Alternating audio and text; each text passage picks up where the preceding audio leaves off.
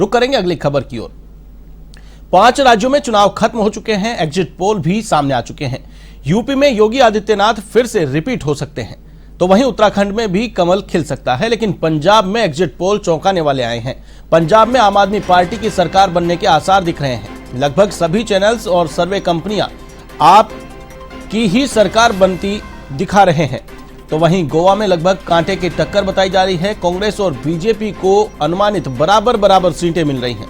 तो वहीं मणिपुर की अगर बात करें तो बीजेपी की सरकार एग्जिट पोल में बनती दिखाई दे रही है।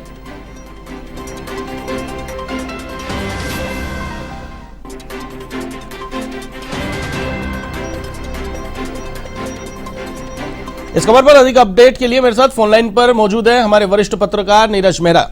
नीरज जी, जिस प्रकार से चुनाव की सरगर्मियां रही और अब एग्जिट पोल सामने आए हैं, एग्जिट पोल में बीजेपी को कहीं न कहीं बढ़त नजर आ रही है, क्या कुछ कहेंगे? बिल्कुल आशीष, सही कहा आपने। जो एग्जिट पोल आए हैं कहीं न कहीं भारतीय जनता पार्टी के पक्ष में दिखाए जा रहे हैं। 5 राज्यों के जो एग्जिट पोल आए उनमें से उत्तर प्रदेश, उत्तराखंड और मणिपुर में भारतीय जनता पार्टी की सरकार बनने के आसार दिखाए जा रहे हैं। वहीं पंजाब में आप पार्टी पहले दिन से ही आप पार्टी को तमाम जो एजेंसियां थी वो आगे बता रही थी। अब एग्जिट पोल में भी जो तमाम जो सर्वे आए हैं उनमें आप पार्टी को स्पष्ट बहुमत दिखाया जा रहा है। जरूर जो गोवा है, गोवा को लेकर भी बताया जा रहा है कि सबसे बड़ी पार्टी के तौर पर बीजेपी और कांग्रेस ही उभरेगी।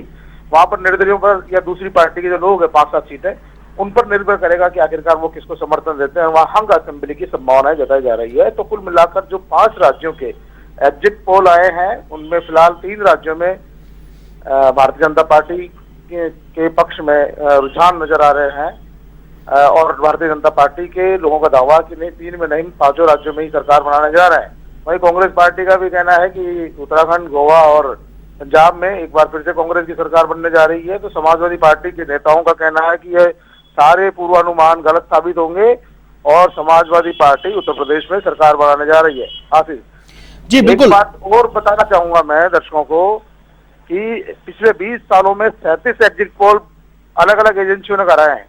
उन 37 एग्जिट पोल में से 90% एग्जिट पोल जो है गलत साबित हुए हैं। सबसे बड़ी बात यह है कि आज से 20 साल तक जो भी 37 एग्जिट पोल हुए हैं 90% एग्जिट पोल जो है गलत साबित हुए हैं। लेकिन इसके बावजूद भी क्योंकि जो एग्जिट पोल है उनको लेकर तमाम लोगों का एक बना रहता है, उत्साह बना रहता है, उनमें लगता है कि एग्जिट पोल क्या कह रहे हैं। तो इसी आधार पर एग्जिट पोल को भी कई राजनीतिक पार्टियां गंभीरता से नहीं लेती है, लेकिन फिर भी कहीं कहीं इससे उत्साह का संचार तो लोगों में होता ही है। तब तक उत्सुकता बनी रहती है। देखते हैं क्या नतीजे आते हैं 10 तारीख को। आशीष जी, बिल्कुल। नीरज जी, एग्जिट पोल हैं, हालांकि एग्जिट पोल तो 10 मार्च को ही डिक्लेयर होंगे, लेकिन बड़ी बात यह है कि जिस प्रकार से एग्जिट पोल सामने आ रहे हैं और यूपी की अगर बात करें, स्पेशल यूपी में अगर बात करें तो यूपी में सीधी टक्कर बीजेपी और सपा के बीच में नजर आई है। यहां पर बसपा, किसी जमाने में बसपा की खुद की सरकार हुआ करती थी, कांग्रेस सरकार में रही है, लेकिन दोनों ही पार्टियों का सुपड़ा साफ होता हुआ एग्जिट पोल में नजर आ रहा है। हालांकि प्रियंका गांधी कांग्रेस महासचिव हैं और उन्होंने यूपी को संभाल रखा था, पूरी कमान उनके हाथ में थी। लेकिन क्या लगता है पिछले चुनाव में जो गठबंधन था सपा और कांग्रेस का, और अब की बार अलग अलग चुनाव लड़े हैं, तो ये खामियाजा कहीं उठाना पड़ा कांग्रेस को? बिल्कुल सही कहा। जब भारतीय जनता पार्टी एकजुटता से चुनाव लड़ी है और उन्होंने कुछ कई सहयोगी दलों को साथ में भी लिया है, लेकिन वही दूसरी ओर बात करें भारतीय जनता पार्टी की विरोधी पार्टियों की, जिनमें कांग्रेस पार्टी है, समाजवादी पार्टी है, बहुजन समाज पार्टी है, तो ये तमाम जो राजनीतिक पार्टियां अलग अलग दूरी पे जाकर चुनाव लड़ी है। बसपा, सपा और कांग्रेस तीनों बड़ी पार्टियां, तीनों ही अलग अलग चुनाव लड़ी है। तो कहीं ना कहीं जो इनमें बिखराव रहा है उसका सीधा लाभ भारतीय जनता पार्टी को मिलेगा। ये पहले दिन से ही साफ है। लेकिन इनकी आपसी नेताओं की हठधर्मिता या अति महत्वाकांक्षा ही इन बातों के लिए दोषी है। कहीं न कहीं तीनों राजनीतिक पार्टियों को लग रहा था कि हमारा, क्योंकि देखिए कांग्रेस पार्टी को तो इस बार समाजवादी पार्टी ने या बहुजन समाज पार्टी ने किसी तरह की तवज्जो देना उचित नहीं समझा। समाजवादी पार्टी ने कांग्रेस पार्टी को गठबंधन तक के लिए याद नहीं किया। तो ऐसी स्थिति में कांग्रेस पार्टी के सामने सबसे बड़ा संकट ये था कि वो अपना वर्चस्व कैसे कायम रखे, अपना अस्तित्व कैसे बरकरार रखे। इसीलिए फिर कांग्रेस पार्टी ने सभी सीटों में चुनाव लड़ा दिए। तो कहीं न कहीं समाजवादी पार्टी को ये लग रहा था कि नहीं, हम सब कुछ कर लेंगे।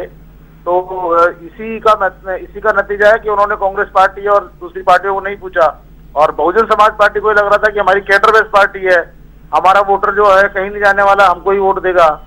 तो उन्होंने अपनी जातीय समीकरण और धार्मिक समीकरण बैठाकर अपना चुनाव अलग लड़ा है। तो कहीं ना कहीं जो इन वोटों में जो बिखराव हुआ है उसका सीधा सीधा लाभ जो है भारतीय जनता पार्टी को मिलता हुआ नजर आता है। और एग्जिट पोल तो बिल्कुल साफ तौर पर योगी सरकार बना रहे हैं, लेकिन अब एग्जिट पोल तो 10 मार्च को ही आएंगे, उनका सबको इंतजार है। और तमाम लोग अभी फिलहाल तो क्योंकि जो एग्जिट पोल आए हैं उसी से कहीं न कहीं खुशी के माहौल में खुशियां मना रहे हैं। दूसरी ओर कहीं कहीं अभी आत्ममंथन में लगे हुए कि वाकई में अगर ये एग्जिट पोल सत्य साबित हो गए जी तो आखिरकार क्या होगा, नई रणनीति क्या होगी, ये तमाम बातें चर्चा का विषय है। आशीष जी बिल्कुल, अगर देखा जाए यूपी के एग्जिट पोल 10 एग्जिट पोल हैं, 10 के 10 एग्जिट पोल में 200 से ज्यादा सीटें बीजेपी को दिखाई जा रही है। तो अगर मान लीजिए ये एग्जिट पोल एग्जैक्ट पोल में तब्दील होते हैं तो क्या मानेंगे, क्या राम मंदिर फैक्टर चला है, क्या बीजेपी की ध्रुवीकरण की नीति चली है, या फिर योगी फैक्टर या मोदी फैक्टर, या फिर डबल इंजन की सरकार यहां पर कामयाब हुई है? देखिए, उत्तर प्रदेश में राम मंदिर तो सबसे बड़ा मुद्दा है ही, लेकिन ऐसा नहीं है कि सिर्फ राम मंदिर के आधार पर वहां चुनाव जीता जा रहा था। अगर ऐसा होता तो प्रधानमंत्री जी को 4 घंटे तक रोड पर नहीं निकलना पड़ता। तो देखिए, आप समझिए कि यूपी में जो भाजपा को जिताने के लिए देश के प्रधानमंत्री 4 घंटे तक सड़क पर रोड शो निकालते हैं, दर्जनों सभाएं उनको करनी पड़ती है। योगी और मोदी जी को कई सभाएं करनी पड़ी है, अमित शाह को कई रोड शो निकालने पड़े हैं, तमाम जो बीजेपी के बड़े दिग्गज नेता हैं उन्होंने पूरी ताकत वहां झोंकी है। तो कहीं ना कहीं ऐसा नहीं था कि उनको डर तो था ही समाजवादी पार्टी का, जिस तरह से लगातार वर्चस्व बढ़ रहा था और लगातार उनके समर्थन में भी, क्योंकि एग्जिट पोल तो नहीं आ रहे थे, लेकिन जो पूर्व में जो पूर्वानुमान लगाए जा रहे थे सोशल मीडिया के माध्यम से, समाजवादी पार्टी के पक्ष में जो माहौल बनता हुआ नजर आ रहा था, उसको देखते हुए भारतीय जनता पार्टी पूरी तरह घबराई हुई थी और भारतीय जनता पार्टी ने कोई जोखिम लेने का काम नहीं किया। आप देखिए कि ऐसा नहीं लग रहा था कि वो राम मंदिर के आधार पर जीत जाएंगे या डबल इंजन की सरकार के आधार पर जीत जाएंगे। उन्होंने कोई जोखिम नहीं उठाया, उन्होंने पूरी ताकत का उपयोग किया। जहां प्रधानमंत्री जी की रैली की जरूरत थी वो प्रधानमंत्री जी की रैली की, जब प्रधानमंत्री जी के रोड शो की जरूरत थी वो प्रधानमंत्री का रोड शो किया, और जहां अमित शाह के रोड शो की जरूरत थी वहां अमित शाह का रोड शो किया, और जहां योगी जी के रोड शो की जरूरत थी या सभा की जरूरत थी वहां उनका रोड शो किया। तो कहीं ना कहीं भारतीय जनता पार्टी ने इसमें कोई कसर नहीं छोड़ी, मेहनत में कोई कमी नहीं छोड़ी। और दूसरी तरफ वोटों का बिखराव भारतीय जनता पार्टी के लिए फायदे का सौदा रहेगा। देखिए, जब भारतीय जनता पार्टी के विरोधी वोट अगर एक ही पार्टी को चले जाते तो भारतीय जनता पार्टी के लिए टेंशन हो सकती थी, लेकिन अब भारतीय जनता पार्टी के विरोधी वोटों का बिखराव तो 3 पार्टियों में हो गया। समाजवादी पार्टी में चला गया, बहुजन समाज पार्टी में चला गया, और जो कुछ 1% 2% जाएगा वो कांग्रेस पार्टी भी लेके जाएगी, क्योंकि जिस तरह से प्रियंका गांधी जी ने मेहनत की है लगातार, उनकी रैलियों में भीड़ खूब आई है। तो कहीं ना कहीं प्रियंका गांधी जी की ये फिलहाल वाले हो सकता है चुनाव में को बहुत ज्यादा सफलता नहीं मिले, हो सकता है इस बार लोगों का सपोर्ट नहीं मिले, लेकिन कहीं ना वो एक बेसिक वोट बैंक फिर से तैयार करने की कोशिश में जुटी है उत्तर प्रदेश में। और साफ तौर पर देखा जा रहा है कि वो सुनने से ही अपनी पार्टी को खड़ा करने की कोशिश कर रही है उत्तर प्रदेश में। तो आप साफ तौर पर कह सकते हैं कि उत्तर प्रदेश में जहां भारतीय जनता पार्टी को सीएम योगी, पीएम मोदी और राम मंदिर का सीधा सीधा लाभ मिलेगा, डबल इंजन की सरकार का भी फायदा मिलेगा, और जिस तरह से गुंडा राज और तमाम विषयों को उन्होंने उठाया, जिस तरह से उन्होंने समाजवादी पार्टी की 5 साल पूर्व की सरकार पर प्रहार किए, तो वो जाहिर सी बात है कि उन्होंने कोई कसर नहीं छोड़ी और पूरी ताकत से, पूरी संजीदगी से चुनाव लड़ा। उन्होंने पूरी गंभीरता चुनाव लड़ा, ऐसा नहीं ढीला नहीं दिया उन्होंने कि यार सामने जो है 4 पार्टियां चुनाव लड़ रही है, अलग अलग लड़ रही है, तो हम वैसे ही जीत जाएंगे, ऐसा नहीं छोड़ा उन्होंने। और भारतीय जनता पार्टी के नेताओं की रणनीति रही कि उन्होंने पूरा चुनाव था उसको एकजुटता के साथ लड़ा। और एग्जिट पोल फिलहाल उनके पक्ष में दिखाई दे रहे हैं। देखना ये कि जो परिणाम आता है 10 मार्च को, वो क्या गुल खिलाते हैं, किस तरफ जाते हैं, क्या वाकई में, क्योंकि हकीकत तभी पता लग पाएगी। लेकिन फिर भी क्योंकि देखिए, उत्तर प्रदेश में ही नहीं पूरे देश में बीजेपी राम मंदिर के नाम पर चुनाव लड़ने जा रही है, तो जाहिर सी बात है कि राम मंदिर का विषय बार बार उठाया गया चुनाव में, चुनावी सभाओं में, तो इसका फायदा भी भारतीय जनता पार्टी को जरूर मिलेगा। आशीष जी बिल्कुल, जिस प्रकार से उत्तर प्रदेश के रिजल्ट आते हैं तो जाहिर तौर पर है कि बीजेपी का चुनाव प्रबंधन भी उसके लिए काफी हद तक उसके लिए जिम्मेदार रहेगा चुनाव जिताने में, अगर मान लीजिए कि बीजेपी की सरकार रिपीट होती है। लेकिन बात करें उत्तराखंड की, उत्तराखंड में कांटे की टक्कर एक तरीके से देखी जा रही है और कड़ी टक्कर कांग्रेस यहां पर देती हुई नजर आ रही है बीजेपी को। एग्जिट पोल्स के अनुसार हरीश रावत और धामी के जो प्लानिंग थी, कैंपेनिंग थी, उसमें काफी जबरदस्त टक्कर देखने को मिल रही है। क्या कुछ कहेंगे उत्तराखंड को लेकर? देखिए, उत्तराखंड में जो चुनाव है वो हरीश रावत वर्सेज उसका सिंह धामी लड़ा गया। हालांकि भारतीय जनता पार्टी के नेताओं ने पूरी ताकत यहाँ पर भी लगाई है और जो अभी एग्जिट पोल में बराबर की सीटें जी दिखा रहे हैं, 1-2 सीटों का ही अंतर आ रहा है दोनों पार्टियों में। ऐसी स्थिति में क्योंकि देखिए कांग्रेस पार्टी ने पुराने चेहरे हरीश रावत पर दांव खेला और यही कारण है कि पूरी चुनाव पार्टी जो है उनके दम पर वहां चुनाव लड़ी। हालांकि वहां पर देखिए लास्ट के अंतिम क्षणों में प्रियंका गांधी और राहुल गांधी भी गए, लेकिन फिर भी पूरा चुनाव कैंपेन उन्होंने ही खींचने का काम किया। उत्तर प्रदेश में जो है धामी के साथ साथ पीएम मोदी और अमित शाह लगातार वहां पे उन्होंने कई सभाएं की, कई रैलियां की, लेकिन फिर भी ये माना जा सकता है कि एक नए चेहरे और एक पुराने चेहरे के बीच वहां कांटे की टक्कर मानी जा रही है। कांग्रेस पार्टी का और जो राजनीतिक विश्लेषक है, सर्वे के अलावा, एग्जिट पोल के अलावा, उनका मानना है कि उत्तराखंड में कांग्रेस जो है सरकार बना लेगी। हालांकि एग्जिट पोल ये बता रहे हैं कि कांटे की टक्कर है और उसमें भारतीय जनता पार्टी को बढ़त दिखा रहे हैं, लेकिन फिर भी कहीं न कहीं इन दोनों के बीच सीधी सीधी टक्कर है। देखना ये हुआ कि जो परिणाम है वो वास्तव में धरातल पे किस तरह से आते हैं, लेकिन उम्मीद की जानी चाहिए कि जो बीजेपी ने चेहरा बदला उसका फायदा भारतीय जनता पार्टी को मिलता है या फिर जनता ने नकार दिया। आसिफ जी बिल्कुल, दोनों राज्यों की अगर बात करें, यूपी और उत्तराखंड, तो जिस प्रकार के एग्जिट पोल आ रहे हैं उसी प्रकार का अनुमान लगाया जा रहा था। लेकिन बात करें पंजाब की, पंजाब में आम आदमी पार्टी ने सबको चौंका दिया है। यहां पर कैप्टन और कांग्रेस की जो लड़ाई थी उसका पूरा पूरा फायदा यहां पर आपको मिलता हुआ नजर आ रहा है। एग्जिट पोल्स के अनुसार सबसे बड़ी पार्टी यहां पर आप निकल करके आ रही है और बीजेपी चौथे नंबर पर यहां पर नजर आ रही है। तो क्या कुछ कहेंगे पंजाब के चुनाव को लेकर, जिसमें कि प्रधानमंत्री के काफिले को रोका गया, बड़ी बड़ी राजनीति यहां पर की गई, क्या कुछ कहेंगे? आम आदमी पार्टी ने क्या, आम आदमी की पार्टी की जो झाड़ू है उसने वहां पर सूपड़ा साफ कर दिया है? देखिए आशीष, आम आदमी पार्टी की बात करूंगा, पहले दिन से ही जो जितने भी जो समाचार एजेंसियां हैं, टीवी चैनल्स है, सर्वे पार्टियां हैं, वो आम आदमी को ही वहां पर आगे बताती रही है, आम आदमी पार्टी का ही माहौल बताती रही है। पहले दिन से ही, चुनाव घोषित होने से पहले दिन से ही आम आदमी पार्टी का माहौल बताने का काम वहां पर टीवी चैनलों के माध्यम से, सर्वे एजेंसियों के माध्यम से और समाचार पत्रों के माध्यम से बताया जा रहा है। तो ऐसा बिल्कुल चौंकाने वाली बात नहीं है कि क्या नाम से कि आप पार्टी के पक्ष में अचानक माहौल खड़ा हो गया। लेकिन फिर भी क्योंकि कांग्रेस पार्टी ने वहां पर मुख्यमंत्री बदला, सीएम चन्नी को मुख्यमंत्री बनाया, तो उसका फायदा भी मिला। तो कहीं न कहीं जो है अमरिंदर सिंह के पार्टी छोड़कर जाने का कांग्रेस को नुकसान भी उठाना पड़ेगा। तो ये तमाम बातें चुनाव नतीजों के बाद सामने आएगी।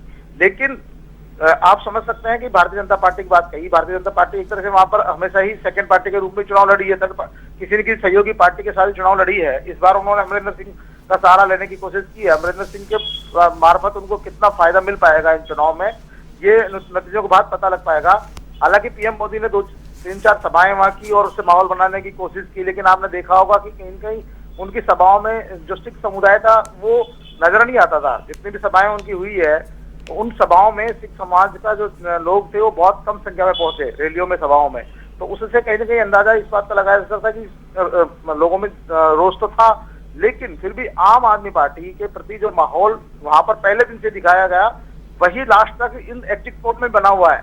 तो यदि वो माहौल वास्तव में वोटों में तब्दील हो गया, तब तो कांग्रेस का वहां सूबड़ा साफ है, तमाम पार्टियां भी दूसरे और तीसरे नंबर पर रहेंगी और जो है आम आदमी पार्टी पहली बार किसी एक बड़े स्टेट में जो है सरकार बनाने जा रही है। तो अरविंद केजरीवाल की जो दिल्ली की सरकार की जो नीतियां हैं, जो आम आवाम को जो लुभाती है नीतियां, उनकी जो उन्होंने कार्य दिए हैं दिल्ली में, उनकी पार्टी की सरकार के जो नीतियां हैं उनको लेकर सब जगह तारीफ होती है। तो कहीं न कहीं अरविंद केजरीवाल की नीति की और सरकार की जीत पंजाब में होती हुई नजर आती है। तो इसके बाद उनका रास्ता और खुलेगा और देश में जो अब तक आम आदमी पार्टी सिर्फ दिल्ली तक सिमटी हुई थी, वो दूसरे प्रदेशों में भी पैर पसारने का काम करेगी और आने वाले जो लोकसभा चुनाव होंगे उनमें एक बड़ी पार्टी के रूप में राष्ट्रीय स्तर पर वो उभर सकती है। आशीष, बिल्कुल, किसान आंदोलन को लेकर क्या कहेंगे? क्या पंजाब में किसान आंदोलन का फैक्टर चला है जिससे आम आदमी पार्टी को फायदा मिला है? किसान आंदोलन का फैक्टर तो ये चला कि उन्होंने भारतीय जनता पार्टी के पक्ष में ज्यादा वोट नहीं डाला है और किसान आंदोलन में जो जुड़े हुए नेता थे वो तमाम लोग अलग अलग पार्टियां बनाकर, राजनीतिक दल बनाकर या फिर निर्दलीय रूप में चुनाव लड़े। तो कहीं न कहीं उनमें जो आपस में बिखराव हुआ है उसका जो है नुकसान भी उठाना पड़ेगा, क्योंकि वो उनके पक्ष में किसी ने कोई एक पार्टी के समर्थन में उन्होंने कोई घोषणा नहीं की। उन्होंने खुद में अपना एक संयुक्त मोर्चा बना लिया और उस संयुक्त मोर्चे के बैनर तले चुनाव लड़े। फिर देखिए सब जगह क्या, पंजाब में भी जाति और तमाम बातों का वहां भी चलता है किसान को एक जाति विशेष का तो व्यक्ति होता नहीं, सब तमाम वर्गों के लोग किसान होते हैं। और जी। किसान मोर्चा की ताकत के कारण वहाँ भारतीय जनता पार्टी को जरूर नुकसान हुआ है। जी देखिए कांग्रेस पार्टी वो भी नुकसान हुआ होगा, लेकिन सबसे ज्यादा नुकसान उन्होंने भारतीय जनता पार्टी को किया, क्योंकि जो किसान नाराज थे वो अपने अपने टिकट लेकर चुनाव लड़ लिए पंजाब में। तो कम से कम उन्होंने अगर 5-5 हजार 2-2 हजार वोट भी काटे होंगे तो वो कहीं न कहीं भारतीय जनता पार्टी के जो विरोध जो नहीं देना चाहते थे भारतीय जनता पार्टी को, वो उनको पड़ गए होंगे। जो सरकार विरोधी वोट होंगे कांग्रेस पार्टी के विरोधी, वो उनको पड़ गए होंगे। जो लोग जो चाह रहे होंगे नहीं आप और कांग्रेस ने हमारे लिए कुछ नहीं किया या बीजेपी ने कुछ नहीं किया, तो जो लोग किसान आंदोलन से जुड़े हुए थे वो आपस में बिखराव के कारण उनके वोटों का बिखराव हुआ है, क्योंकि वो तय नहीं कर पाया कि किसके साथ जाना है, किसके साथ उनकी रणनीति क्या होगी। उन्होंने चेहरा भी घोषित कर दिया, तमाम बातें घोषित कर दी, लेकिन फिर भी जनता बहुत समझदार होती है और जनता जानती है कि किसको वोट देना, कहाँ वोट हमारा काम आएगा। ऐसी स्थिति में किसान आंदोलन का वहां पर ज्यादा असर नहीं देखा गया और किसान आंदोलन के कारण वोटों का बिखराव जरूर हुआ, लेकिन वो वोट बीजेपी को नहीं जाकर आप और कांग्रेस पार्टी में या अकाली श्रोमणी दल में ट्रांसफर हुए हैं। जी बीजेपी को जरूर किसान आंदोलन का जो है नुकसान उठाना पड़ेगा। जी बिल्कुल। चलिए, तमाम जानकारी के लिए बहुत बहुत शुक्रिया। तो ये थे हमारे वरिष्ठ पत्रकार नीरज मेहरा, जिन्होंने बताया कि एग्जिट पोल आए हैं, हालांकि एग्जिट पोल आना बाकी है। 10 मार्च का इंतजार यहां पर सभी को करना